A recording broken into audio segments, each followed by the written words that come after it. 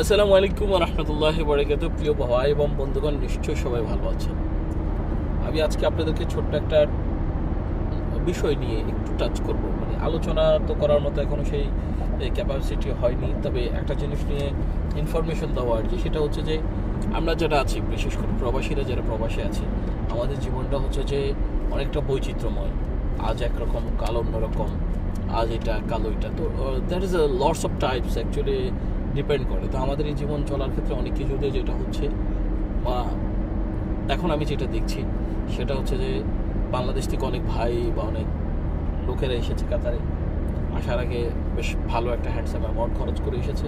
আসার পরে এখানে 1-2 মাস ভালোভাবে যাচ্ছে, কারণ চাকরি দিয়ে দিবে, ভালো চাকরি পেয়ে তারা ভালো কিছু করবে, এরকম একটা মনোভাবে এসেছে। কিন্তু এখানে এসে মাইন্ড কাছে পড়ে গেল বেচারা, কোনো চাকরি নাই, কিছু নাই। এমনও আছে যে রাস্তায় অসহায়ত্বের মতো দিন যাপন করছে, খাওয়া ঠিক মতো খাচ্ছে না। তো এই জিনিসগুলো যখন আমি দেখলাম বা এগুলো যখন ফিল করলাম, নিজের কাছে খুব কষ্ট, মানে এমন এক প্রকারের কষ্ট এটা যে আসলে আপনি কেউ শেয়ারও করতে পারছেন না, বলতেও পারছেন না। আপনি ধরে নিজের কাছে মনে হচ্ছে যে মানুষগুলোকে আসলে বুঝে শুনে আসে না নাকি। তখন গিয়ে চিন্তা করলাম যে আসলে এটা কেন হতে পারে, কি এমন হতে পারে। পরবর্তীতে দেখলাম যে নট অনলি তারা, আমরা যারা কাজ করছি তাদেরও একই সমস্যা আছে। যে আমার কাছে কিছু টাকা ছিল, এই টাকাটা আমি প্রপার ইউটিলাইজড করে ফেলেছি বা দেশে পাঠিয়ে দিয়েছি বা যে কোনো কিছু একটা করেছি।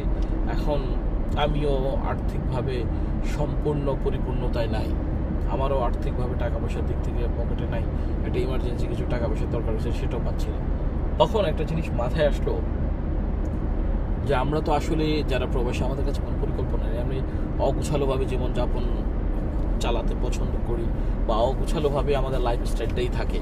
তখন যে জিনিসটা আমার কাছে মনে হলো সেটা হচ্ছে যে, প্রিয় ভাই এবং বন্ধুগণ, আমার কাছে যেটা মনে হলো, আমরা যেটা করছি সেটা হচ্ছে যে আনপ্ল্যান লাইফ লিড করছি। তো এখানে একটু পরিবর্তন আনা উচিত।